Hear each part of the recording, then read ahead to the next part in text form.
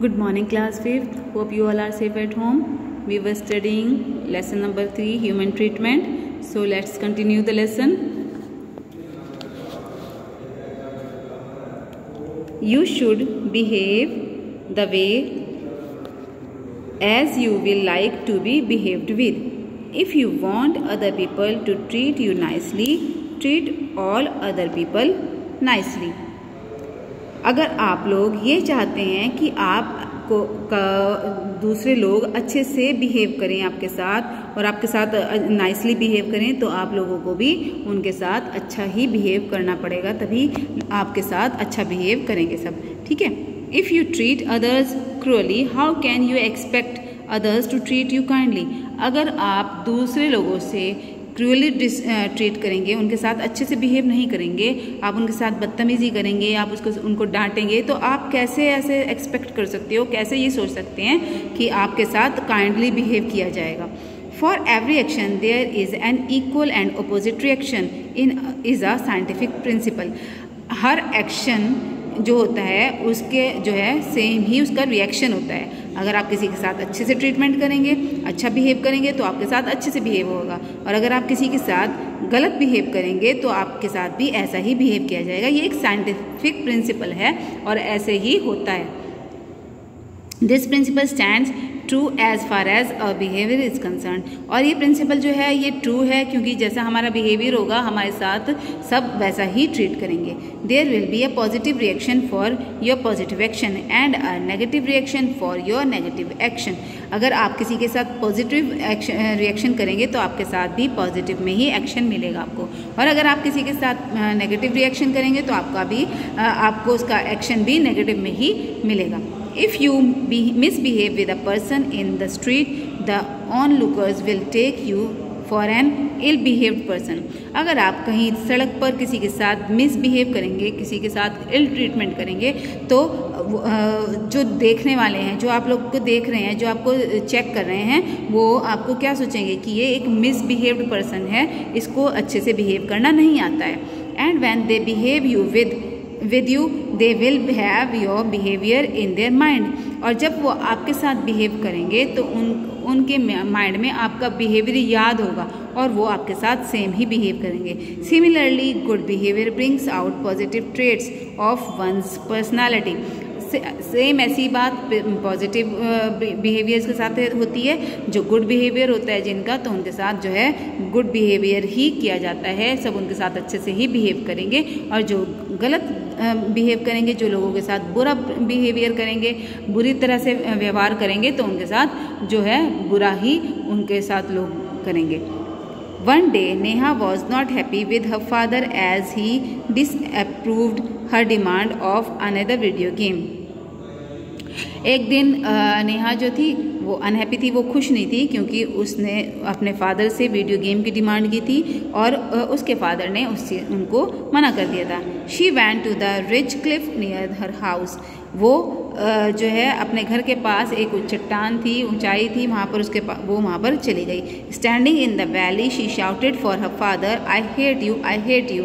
Her voice echoed back, I hate you, I hate you. तो वो वहाँ पर जाकर, उसको जो गुस्सा आ रहा था, तो वो वहाँ पर जाकर चिल्लाने लगी कि I hate you father, I hate you. अपने फादर के लिए कहने लगी कि आई हेट यू, मैं आपसे नफरत करती हूँ। तो जो उसकी वॉइस थी वो वहाँ पर टकराई, वो गूंजी, और वापस जो उसको जो आवाज़ सुनाई थी वो भी क्या थी, I hate you, I hate you. तो उसको भी सेम ही आवाज़ वापस मिली। Neha thought that the voice was a ghost, so she ran to her mother and told everything. Her mother smiled and said, "Go and shout, I love you, I love you."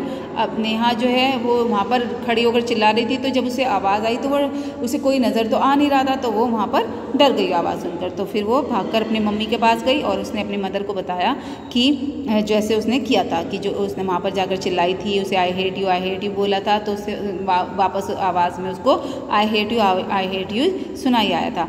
तो ऐसे ही फिर अब उसकी mother ने कहा कि ठीक है, अब तुम जाओ, जाकर वहाँ पर ऐसे ही शाउट करो, ऐसे ही चिल्लाओ और बोलना आई love you, I love you. तो अब उसकी मदर ने जब उसको समझाया कि जाकर वहाँ पर ऐसे बोला आई love you, I love you, Neha followed the advice. She was happy that the sound this time was I love you, I love you. तो अब जब उसने सेम ही किया जैसे उसकी मदर ने बोला था, उसकी मदर ने वहाँ पर बोला था कि वहाँ पर जाकर आपको ऐसे चिल्लाना है I love you, I love you. तो जब वहाँ पर नेहा गई और वहाँ पर जाकर वो चिल्लाई, जैसे ये देखिए रिज क्लिफ है, यहाँ पर ये आवाज़ और यहाँ पर आकर वो खड़ी होकर चिल्ला रही है।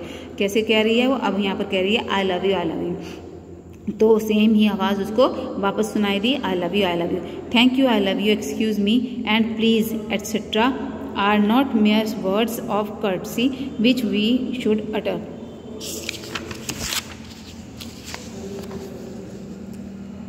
रेगुलरली। तो कुछ वर्ड्स ऐसे होते हैं जैसे थैंक यू, प्लीज़ और सॉरी, ये सब वर्ड जो हैं ये हमें याद रखने चाहिए और इनको हमें जो है यूज़ करना चाहिए। दे शो और बैंड ऑफ माइंड, ये जो है हमें बताते हैं कि हमारा माइंड कैसा है। These words have the power of gaining the highest rewards and turning a hostile person into a friendly one. तो अब हम अगर किसी से बात करते हैं और हम ये वर्ड्स यूज़ करेंगे तो हम किसी भी आदमी को, किसी भी पर्सन को अपना फ्रेंड बना सकते हैं। Similarly one should compliment whenever another person performed a good job. अगर हम कोई पर्सन आपके सामने अच्छा काम करता है तो अगर आप उसको ये बोलेंगे गुड जॉब, तो मतलब उसको भी अच्छा लगेगा, कॉम्प्लीमेंट्स देने चाहिए। Your parents work for your comfort, your father works hard and earns money for you.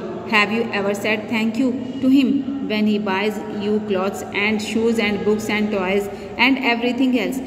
आपके फादर हैं, आपके पेरेंट्स हैं, आपके मदर हैं, आपकी कंफर्ट के लिए काम करती हैं, आपको कोई परेशानी ना हो, आप अच्छे से रहें, आपको आपके लिए बहुत मेहनत करते हैं, पैसा कमाते हैं, आपके लिए खाना बनाती हैं आपकी मम्मी। तो क्या कभी आपने उनको थैंक यू बोला है? नहीं बोला होगा, है ना। कोई ऐसे सोचता ही नहीं है कि हमें अपने फादर को, अपनी मदर को थैंक यू बोलना चाहिए।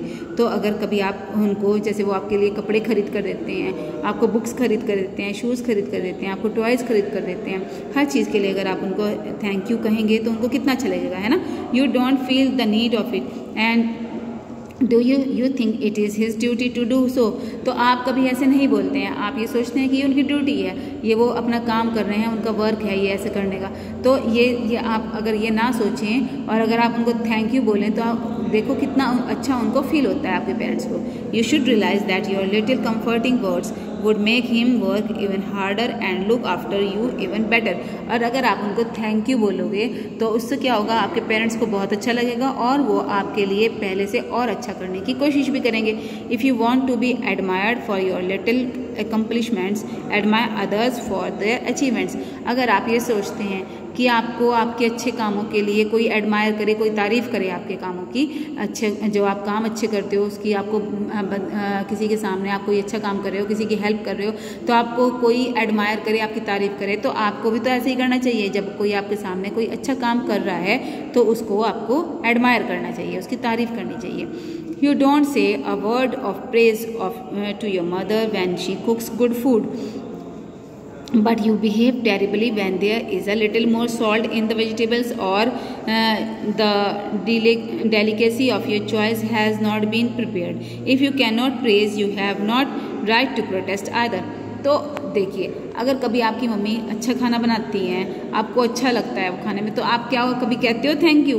कभी आप कहते हो कि आपने मम्मा बहुत अच्छा खाना बनाया है? नहीं। लेकिन अगर आपके साथ ऐसा हो जाता है कि कभी खाने में नमक तेज़ हो जाता है या ऐसा हो जाए कि आपको खाना आपकी पसंद का ना हो, तो आप उसमें क्या करोगे? आप उसमें मम्मी को बोलोगे मुझे खाना पसंद नहीं है, मुझे नहीं खाना है, मतलब आप गलत रिएक्ट करते हो, गंदे से रिएक्ट करते हो अपनी मदर के साथ। तो जब आप कोई किसी अच्छे काम के लिए उनकी तारीफ़ नहीं करते हैं, उनका प्रेज़ नहीं करते हैं, तो आपको ये हक नहीं है, ये राइट नहीं है कि आप किसी गलत काम के लिए प्रोटेस्ट करें, उसके अगेंस्ट बोलें।